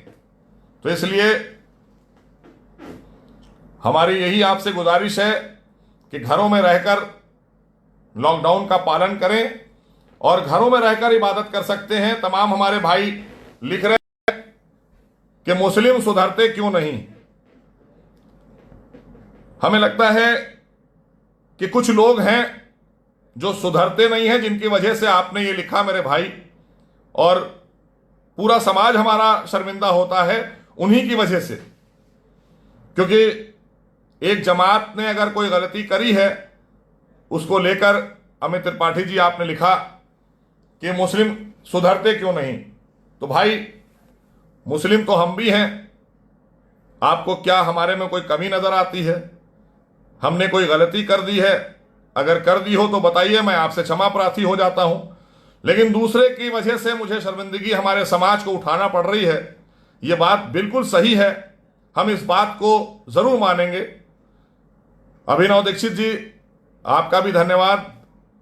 हमारे तमाम तारिक हुसैन साहब, नमाज का टाइम नहीं हो गया। असल में बड़ी परेशानी यह है कि आपने जैसे लिखा नमाज का टाइम हो गया है। बहुत अफसोस इसी बात का है कि हम समझ ही नहीं पाए कि दीन है क्या। जो हमें किसी ने बता दिया वो वही दीन है। आपने एक कमेंट्स डाल दिया कि नमाज का वक्त हो गया है, 2 बजा है दिन का। आपको 2 बजे पढ़नी है तो आप जा सकते हैं, आपको पकड़ के नहीं बैठा है कोई। लेकिन इसका ढिंडोरा नहीं पीटना है, क्योंकि यह हमारे और अल्लाह के बीच का मसला है। इबादत का हम नमाज पढ़कर आए, आपको पता है कौन सा टाइम आप हमको बताना चाह रहे हैं। हमने 1 बजे का टाइम क्यों रखा? क्योंकि 12:19 पर जोहर की नमाज का वक्त शुरू हो जाता है।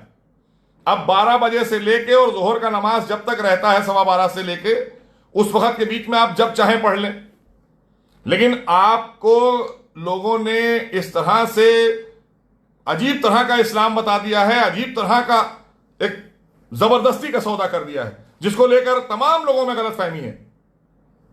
कहीं पर किन्हीं मस्जिदों में जब आमतौर से खुला लॉकडाउन होता है, लॉकडाउन नहीं था, तो जमात के वक्त होता है कि फला मस्जिद में इस वक्त जमात होगी, या फला जहां कीर्तन का यह समय है, फला मंदिर में ऐसे इस समय कीर्तन या भजन होगा, उस समय पहुंचिएगा।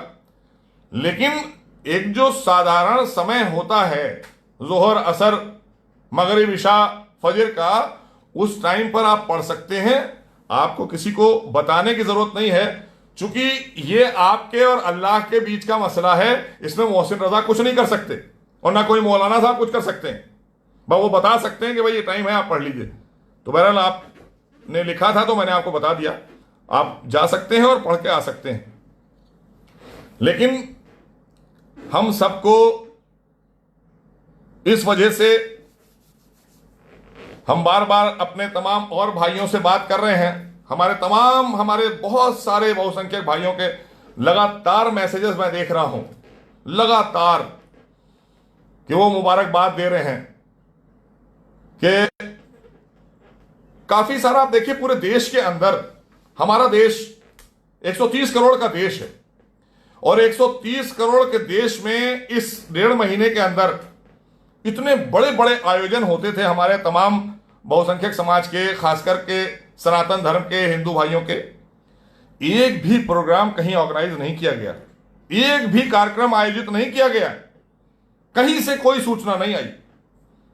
आप सोचिए, आप यहां पर जब भी कोई बात आती है, पता नहीं क्यों दिमाग में किसने क्या भर दिया है, किसी ने कोई ये नहीं कहा है कि मस्जिदों में ताले लगा दीजिए, बंद कर दीजिए, चले जाइए। नहीं, ना मंदिर बंद किए गए हैं, ना मस्जिद बंद किए गए हैं, लेकिन आपको कहा गया है आप अपने घरों में रहिए। जब आप वहां एक पुजारी जी हैं वो अपना देख रहे हैं, वहां एक मौलवी साहब हैं वो देख रहे हैं, ऐसा कहीं कुछ नहीं है। लेकिन ये बात के लिए हम सबको समझना होगा। अरे भाई, मक्का मदीना काबा शरीफ बंद है, मस्जिद नबवी बंद है, जहां हुजूर सल्लल्लाहु अलैहि वसल्लम और उनकी आल के लोग नमाज पढ़ा करते थे, वो काबा बंद है जो जन्नत। तो फिर तो सब सोचने की बातें हैं भाई। हम इस पर इसलिए बात ज्यादा नहीं करना चाहते क्योंकि बहुत ज्यादा मैं धार्मिक बातों पर जाना नहीं चाहता। ठीक है, मैं जिस धर्म में पैदा हुआ हूं, जो मैंने सीखा है, जो संस्कार मैंने देश से सीखे हैं, अपने घर से, वो मैं सब में शेयर कर रहा हूं। क्योंकि मुझे पता है कि ऐसा महीना आ रहा है हमारा इबादत का, कि ये महीना लोगों की हमदर्दी का है, लोगों से अच्छे से पेश आने का है, तमाम बातें हैं। तो इस तरह की चीजें, एक दूसरे की मदद करने का है, एहसास करने का है। रोजा क्या है? रोजा हमें एहसास कराता है हर चीज का, और रोजा रहकर हम किसी के बारे में एक लम्हे के लिए भी गलत नहीं सोच सकते। जो भी सोचना है वो अच्छा ही सोचना है।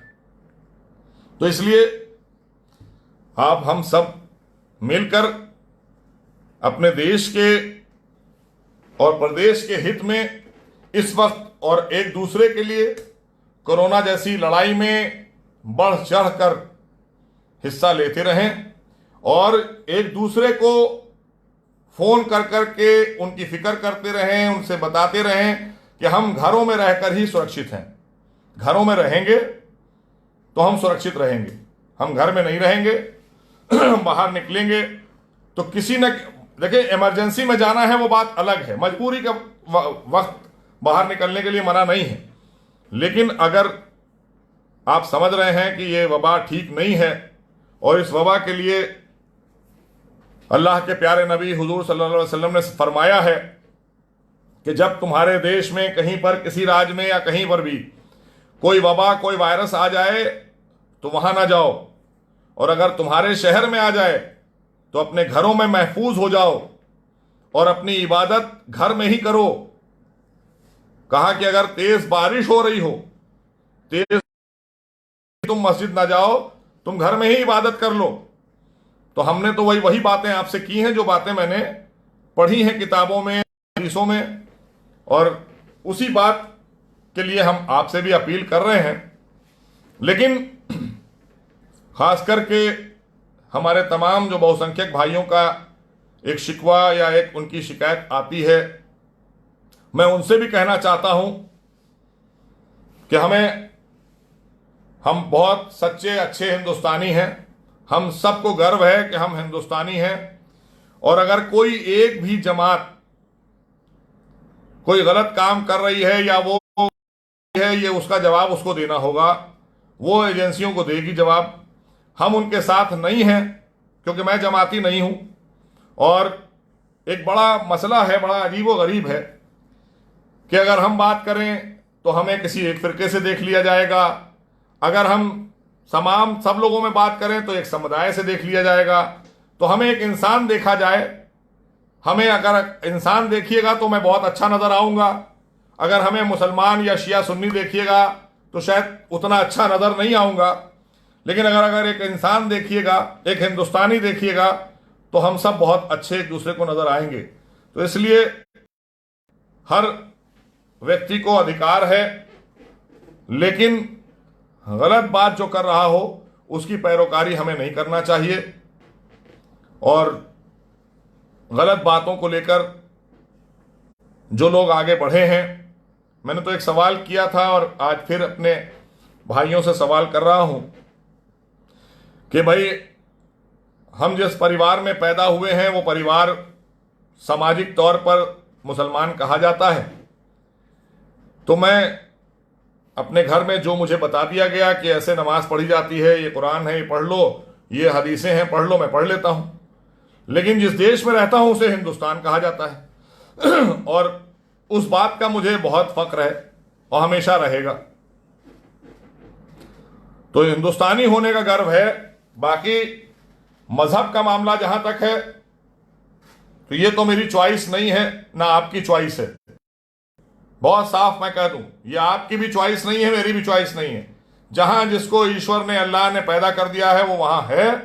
बस उसका अनुसरण करे, उसको पढ़े, समझे और अच्छी बातों को लेकर समाज में जाए, अच्छी बातें करे, इंसानियत को आप आगे बढ़ाइए, इंसानियत की बातें करिए। बहुत ज्यादा इन सब बातों की जरूरत नहीं है कि एक जमात खड़ी हो और वो ये तय करे कि वो प्रचार करेगी और वही जो बताएगी वही सही होगा। ऐसा मेरा मानना नहीं है। जिसका मानना हो वो माने, और मैं कुछ कहना भी नहीं चाहता किसी को, लेकिन जो गलत करेगा वो भरेगा। हमने नहीं पढ़ा कहीं कि कहीं ऐसी कोई ज़रूरत है कि हम सब इकट्ठा होकर कहीं कोई बात ऐसी करें कि जिसको लेकर कोई गलतफहमी पैदा हो लोगों में, समाज में। वो अच्छी, और मैंने तो देखा अपने ज़माने से, मैं हमेशा से ये मेरे दिल में एक सवाल रहता था, आज नहीं, जब मैं मिनिस्टर नहीं था तब भी, और ये 25 साल पुरानी बात है, कि मैंने देखा अपने गाँव में इधर उधर ये तबलीग के लोग जो आते थे तो इनको लेकर लोगों में आपस में ही तमाम मुस्लिम लोगों में भी बहुत विरोधाभास रहता था कि भाई क्या है, क्यों ज़बरदस्ती आते हैं, क्यों ऐसा कहते हैं।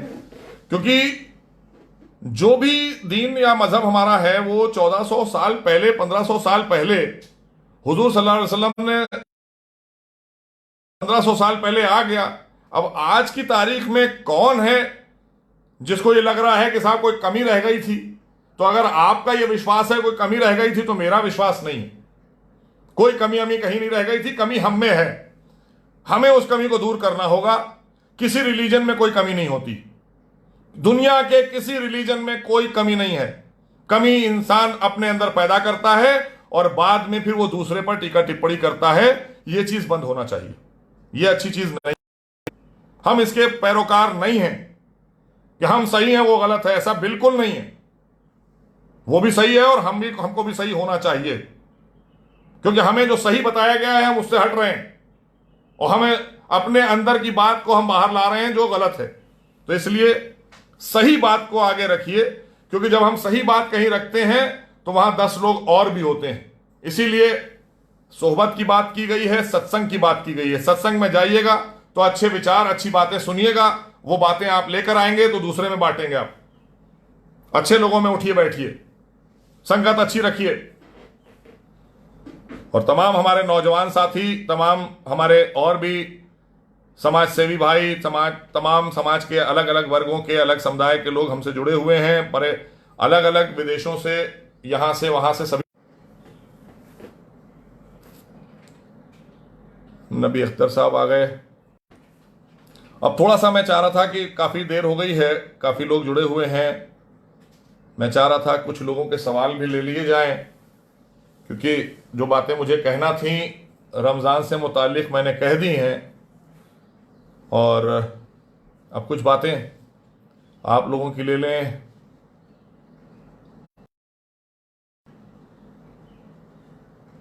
अनवर वारसी साहब, चौधरी आसिम रसूल साहब, आपका भी बहुत बहुत शुक्रिया कि आप जुड़े हुए हैं। अंकित श्रीवास्तव,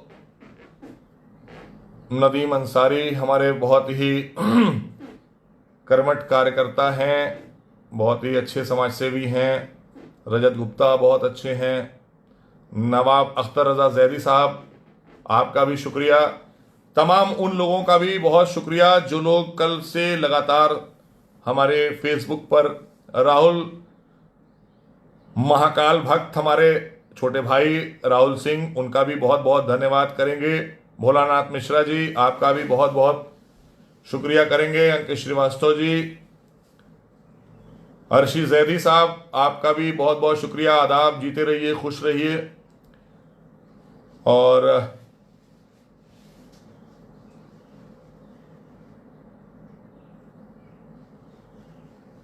देखिए, कुछ बातें कुछ लोग पूछ रहे हैं शरई, तो वो बातें आप अपने आलिम दीन से, अपने धार्मिक गुरु से पूछ सकते हैं, किसी मौलाना से पूछ सकते हैं, क्योंकि बहुत सी चीज़ें ऐसी हैं जिसके बारे में मैं नहीं बहुत ज़्यादा जानता हूं या मैं बोलना चाहूँगा।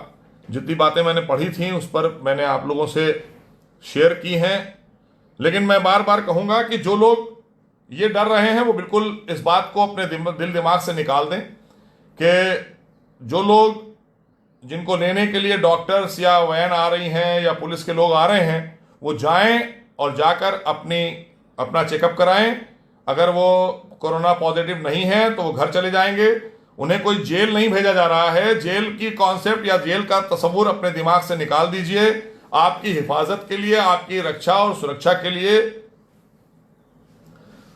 बिल्कुल सही कहा आपने श्रीवास्तव जी, ये हिंदुस्तान हमारा सबका है। हमें गर्व है इसी बात पर कि ये हिंदुस्तान अपने इस, कहना चाहिए, गोद में दुनिया के हर मजहब के लोगों को पालता है।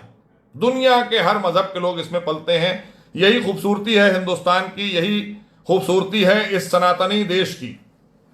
इस सनातनी देश की सबसे बड़ी खूबसूरती यही है कि ये दुनिया के सारे मजहब और मिल्लत के लोगों को एक साथ रखने की एक, जो इसके कहना चाहिए, खूबसूरती है। इस गार्डन में हर तरह का फूल आपको मिलेगा, तो ये हमारे देश के अलावा कहीं नहीं मिलेगा। इसलिए आपकी बात से मैं सहमत हूं। तो जो लोग घरों पे हैं अपने और परेशान हैं, उनसे कहिए परेशान ना हो और जाएं, टेस्ट कराएं, और अगर टेस्ट में वो नेगेटिव हैं तो उनको बाइज्जत घर भेजा जाएगा। और अगर खुदा न खास्ता, भगवान ना करे, वो कोरोना पॉजिटिव हैं तो उनका इलाज कराएगी सरकार। इलाज कराकर जब वो ठीक हो जाएंगे तब उनको घर भेजेगी। इसलिए परेशान होने की जरूरत नहीं। ये सब चीजें आप और हम सबको जो है एक दूसरे के साथ खड़ा होना पड़ेगा और एक दूसरे को बताना पड़ेगा। बहुत से लोगों को, बेचारों को गलतफहमी है, डर रहे हैं, कम पढ़े लिखे हैं, नहीं जानते हैं, तो उनको बताइए कि वो आप खुद से जाइए। और बहुत से लोग जो ठीक होकर वहां से निकले हैं, अपने अपने घरों में गए हैं। अक्षत श्रीवास्तव जी, आपके भी कमेंट्स आ रहे हैं। रौनक वारसी, बहुत अच्छा लग रहा है, आपके भी कमेंट्स पढ़ रहा हूं। तमाम हमारे देश और विदेश से हिंदुस्तानी भाई सभी जुड़े हुए हैं। सभी लोगों का हम शुक्रिया करते हैं। और सबसे उन लोगों की चिंता करने की बात हम जरूर करेंगे कि जो आपके घरों में बुजुर्ग हैं, उनका बहुत ध्यान रखिए, क्योंकि इस कोरोना जैसी मूसी मर्ज से, बहुत ही खतरनाक संक्रमण से हम सब लोग अपने घर के बुजुर्गों को सुरक्षित रखें। वो हमारी बहुत बड़ी धरोहर हैं और उनकी दुआओं से हम सब आगे बढ़ रहे हैं। अपने बुजुर्गों को बहुत ही ध्यान से रखें और खुद भी कोशिश करें कि जब निकलें तो मास्क का इस्तेमाल करें। अगर कोई इमरजेंसी की चीज़ें लेने के लिए या एसेंशियल चीज़ों के लिए घर से बाहर निकलना पड़े तो मास्क लगाए बगैर ना निकलें। सैनिटाइज करते रहें अपने हाथों को। और गरीब लोगों की फिक्र बहुत करें। देखिए, सरकार जो काम करना है वो कर रही है। आदरणीय योगी जी ने साफ तौर पर कहा हुआ है सारे ही प्रदेश के अपने अधिकारियों से, जिला प्रशासन से, कि कोई भी व्यक्ति के पास कार्ड हो या ना हो, कार्ड हो या ना हो, आप उसको राशन दीजिए। अगर उसे जरूरत है तो उससे उस समय राशन कार्ड नहीं पूछा जाएगा, क्योंकि उसको ऐसे समय पर राशन पहुंचाना यह हमारी प्राथमिकता है। अगर कोई बीमार है, इलाज के लिए दवा पहुंचाना हमारी प्राथमिकता है। इसलिए उत्तर प्रदेश के मुख्यमंत्री आदरणीय योगी जी लगातार प्रयासरत हैं कि कोई प्रदेश में एक भी व्यक्ति भूखा ना सो जाए।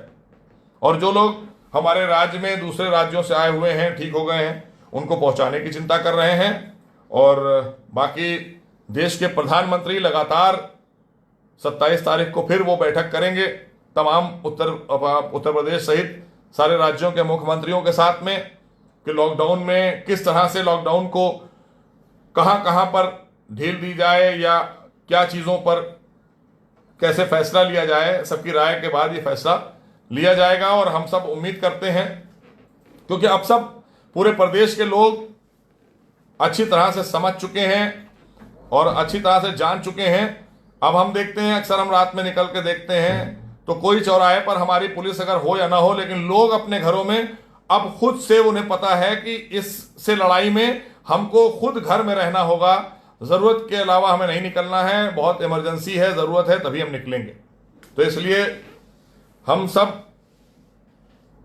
एक दूसरे के साथ में अपने पड़ोसी का ख्याल करें, मोहल्ले के लोगों का ख्याल करें, और रमज़ान में तो खास करके मुस्लिम समाज की जिम्मेदारी बढ़ जाती है कि हमें आसपास पड़ोस, अपने मोहल्ले में कहीं पर भी कोई इस तरह की अगर हमें खबर है तो कतई उसके साथ खड़ा होना होता है।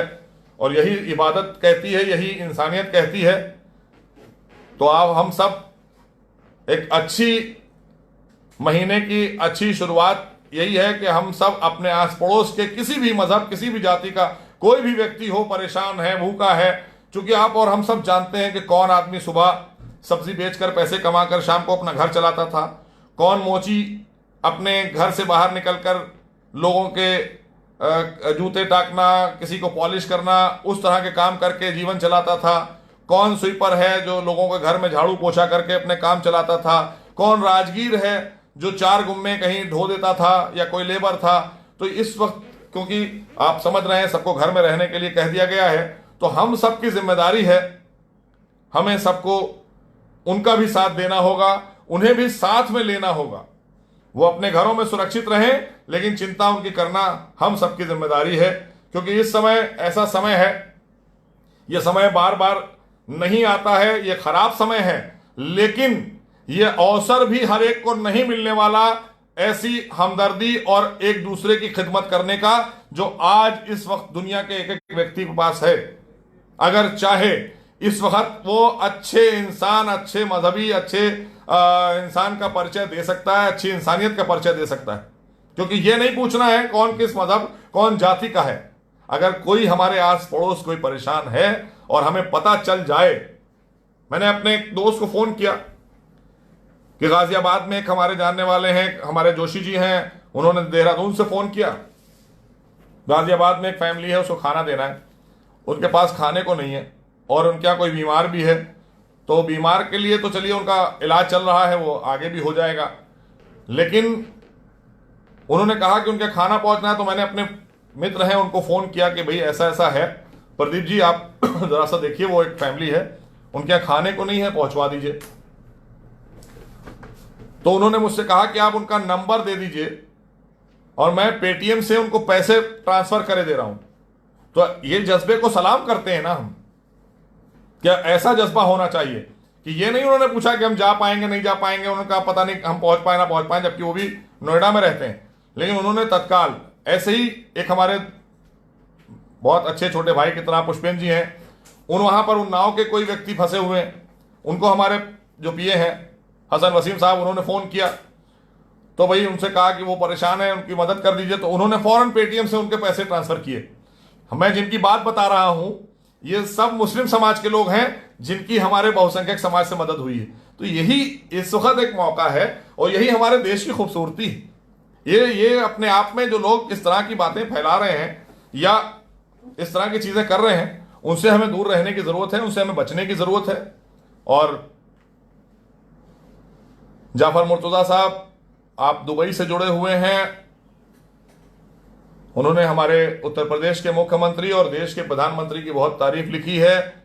इसमें कोई दो राय नहीं है कि हमारे देश के प्रधानमंत्री और उत्तर प्रदेश के यशस्वी मुख्यमंत्री बहुत अच्छा काम कर रहे हैं।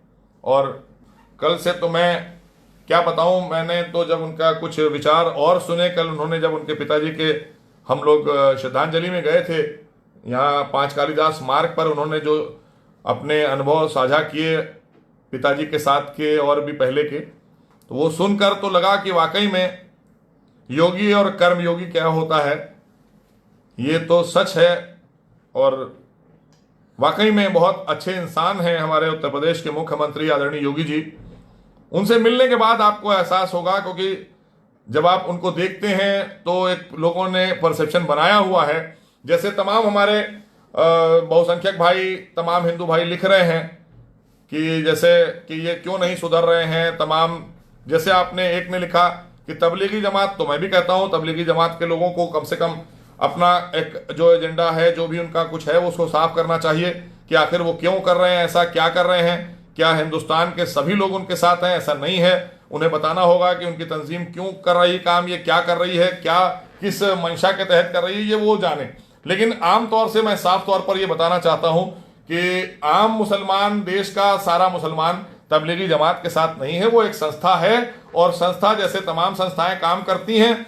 कुछ संस्थाएं होती हैं जो अपने मूल्यों से भटक जाती हैं और कुछ संस्थाएं होती हैं जो अच्छा कार्य करती रहती हैं, समाज सेवा के वो कर रही होती हैं। लेकिन जो गलत होती हैं वो कहीं ना कहीं आगे जाके चिन्हित होती हैं, बैन हो जाती हैं।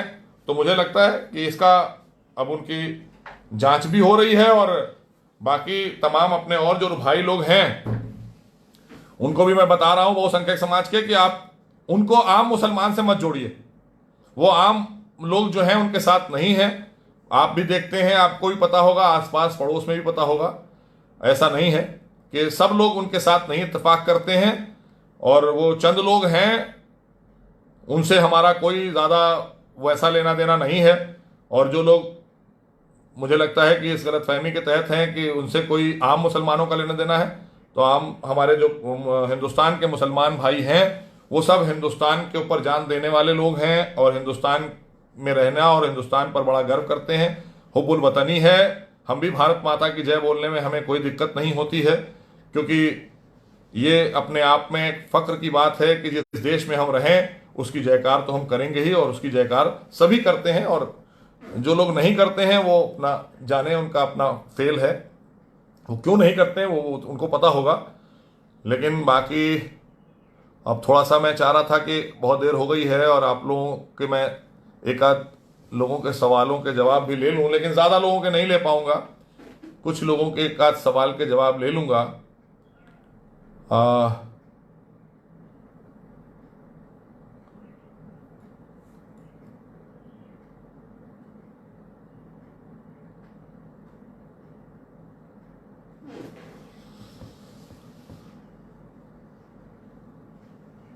अमित दुबे जी, राशिद कुरैशी, अशद श्रीवास्तव, आपका भी शुक्रिया। रौनक साहब बहुत बहुत शुक्रिया। जैदी साहब आपका भी। साजिद जी, नबी अख्तर भी, आप सबके कमेंट्स आ रहे हैं। बहुत सारे लोगों के कमेंट्स लगातार आ रहे हैं। और उपाध्याय जी आपका बहुत शुक्रिया, आपको भी बहुत बहुत शुभकामनाएं। आपने रमज़ान की मुबारकबाद दी है। ऐसे ही तमाम लोग। और बाकी फिर से एक बार मैं, सचिन साहब आपका भी, अमित दुबे जी बहुत, उस्मान गनी साहब आपका भी शुक्रिया। सनी वारिस खान आपका भी बहुत बहुत शुक्रिया कि आप सब जुड़े हमसे। और जो बातें हमने की हैं बस हम यही आप सबसे एक बार निवेदन करेंगे, रौनक वारसी साहब, कि ये बातें आम लोगों तक पहुंचना चाहिए। आम लोगों तक आप पहुंचाइए, क्योंकि इस वक्त एक अच्छा मौका है एक दूसरे के साथ में खड़े होने का। इससे बड़ी कोई इबादत नहीं हो सकती कि अगर हम किसी की परेशानी में खड़े होकर उसकी परेशानी को दूर करने की कोशिश करें, क्योंकि ऊपर वाले ने एक ऐसा मौका दिया है। वो बात अलग है कि हम सब अपनी अपनी जान की हिफाजत के लिए सरकार की गाइडलाइन पर अपने घरों में हैं, और यही हमारे सबके लिए ज़रूरी है। यही सबके धार्मिक उसमें भी है कि जब ऐसा कोई समय आए तो सब लोग अपने घरों में सुरक्षित हो जाएं, और जब ये वबा ख़त्म हो जाए, जब ये वायरस ख़त्म हो जाए, तब फिर निकलें। तो इसका इंतज़ार करिए। सरकार जब अनाउंसमेंट करेगी तो हम सब निकलेंगे, आप सब आम शहरी निकलेंगे, आम हिंदुस्तानी निकलेगा, फिर से हम अपने काम करेंगे। लेकिन एक दूसरे के साथ हमें खड़ा होना होगा। और पड़ोसी का ख्याल रखिए, घर में लोगों का ख्याल रखिए, आसपास अपने अजीज़ अकरबा, दोस्त अहबाब सबका ख्याल रखिए, और अपनी भी केयर करिए। आप भी सुरक्षित रहिए। बहुत अच्छा लगा, और मुझे लगता है कि बहुत सी बातें आज मैंने आप सबसे शेयर की हैं। और एक बात मैं और जो ख़ास कहना चाह रहा था वो रह जा रही है कि आप देखिए, क्वारंटाइन की बात आती है तो क्वारंटाइन को लेकर तो आप देखिए कि आम आदमी की हिफाजत के लिए, उसकी फलाह के लिए, उसके विकास के लिए, उसके कल्याण के लिए अभी जो रोजेदार लोग हैं वो 10 दिन के एहतिकाफ के लिए अलग चले जाते हैं, मौन व्रत भी करते हैं वो। ये बात मैं अपने जो हमारे हिंदू भाई भी जुड़े हुए हैं उनको भी शेयर करना चाहते हैं, तमाम मुसलमानों के साथ साथ, कि अभी इसी में रमज़ान के दौरान लास्ट के जो 10 रोज़े होते हैं उसमें एहतिकाफ होता है, और एहतिकाफ में जाते हैं तो मौन व्रत हो जाते हैं। वो फिर किसी से नहीं मिलते हैं, किसी से ना उनकी बात होती है, ना उनके पास मोबाइल होता है, ना वो कोई से मिलते हैं। वो अपने आप को अलग कहीं क्वारंटाइन कर लेते हैं और सिर्फ इबादत करते हैं और उन लोगों के लिए दुआ करते हैं, आम समाज के फलाह के लिए, आम समाज की तरक्की के लिए, लोगों के कल्याण के लिए, देश के आगे बढ़ने के लिए दुआ करते हैं वो लोग। इसलिए वो 10 दिन खुद ही क्वारंटाइन कर लेते हैं अपने आप को, उनसे कोई नहीं कहता है। तो ये तो आपका खुद मजहब बताता है। यही मैंने कहा कि समझने की जरूरत है, लोग जो बताते हैं वो नहीं, जो सच है उसका पालन करिए, और जो लोग बताते हैं और जो गलत है, जो नहीं समझ में आ रहा है, उसको छोड़ दीजिए, उसको लेकर चलने की जरूरत नहीं है। तो इसलिए ये जो 10 दिन आखिर में है तो वो भी एक क्वारंटाइन होता है, और उसमें आप भी सुरक्षित होते हैं और दूसरों की सुरक्षा के लिए और दूसरों के कल्याण के लिए दुआ करते हैं तमाम लोग जो जाते हैं एहतिकाफ में। तो हमारे भी कई दोस्त यार हैं वो जाते हैं उसमें। तो इसलिए आज अपनी लेटेस्ट टेक्नोलॉजी का इस्तेमाल कीजिए, अपने घरों में रहिए, घरों में रहकर इबादत कीजिए। लोग देखिए, टेक्नोलॉजी ये है कि अभी 4 दिन, अभी कल शाम को आप देखेंगे तस्वीरें आएंगी, लगाकर चांद देख रहे थे। ये क्या है? ये भी तो टेक्नोलॉजी है। और क्या है कि दूरबीन से चांद देखते हैं और दूरबीन से चांद देख के ऐलान करते हैं। तो इसका मतलब है कि जब आप दूरबीन से चांद देखकर ऐलान कर सकते हैं तो टेक्नोलॉजी से इबादत का भी ऐलान कर सकते हैं। आप बताइए लोगों को कि कुरान पाक की तिलावत आप और तरावी जो है वो आप ऑनलाइन करिए, आप पढ़िए, आप अपने मरकज में, अपने मस्जिदों में जहां भी हैं, आप कलाम पाक की तिलावत करिए और वो उसको ऑनलाइन करिए, लोग इबादत करें बैठकर। तो इसलिए, लेकिन और चीजों से थोड़ा सा गुरेज करिए। मजहब नहीं सिखाता आपस में बैर रखना।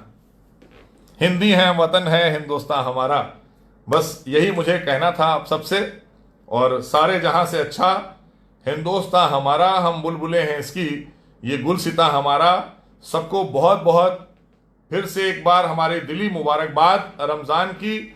और तमाम हमारे जो और भाई जुड़े हुए थे जिन्होंने हमें मुबारकबाद दी है रमज़ान की, उनका भी धन्यवाद, शुक्रिया। और हम दुआ करते हैं अल्लाह से, ईश्वर से, कि हम सब इस कोरोना की लड़ाई में, हमारा देश मोदी जी के नेतृत्व में और उत्तर प्रदेश आदरणीय योगी जी के नेतृत्व में आगे बढ़ेगा, निकलेगा, और निकलकर हम फिर तेजी से विकास की तरफ बढ़ेंगे। और हम शुक्रिया करते हैं अपने देश के प्रधानमंत्री का और उत्तर प्रदेश के आदरणीय मुख्यमंत्री योगी जी का भी, क्योंकि जिस तरह से वो लोगों की चिंता कर रहे हैं, अपने आप में कहने की बात नहीं है, वाकई में दिन रात एक करके उत्तर प्रदेश के लोगों के लिए काम कर रहे हैं। ऐसे ही हमारे देश के प्रधानमंत्री आदरणीय मोदी जी लगातार पूरे दुनिया में लोग आज उनका लोहा मान रहे हैं। पूरी दुनिया, WHO सब तारीफ कर रहे हैं कि हमारे देश के प्रधानमंत्री ने जिस तरह से लॉकडाउन का पालन कराया, जिस तरह से लॉकडाउन का निर्णय लिया, वो अपने आप में जनहित के लिए इससे अच्छा निर्णय नहीं हो सकता था। इसलिए हम सब दुआ करते हैं कि जल्दी से जल्दी हमारा देश और देश का एक एक व्यक्ति इस कोरोना की लड़ाई से बाहर निकले और पूरी दुनिया से ये कोरोना जैसी बीमारी खत्म हो। जय हिंद, जय भारत, खुदा हाफिज।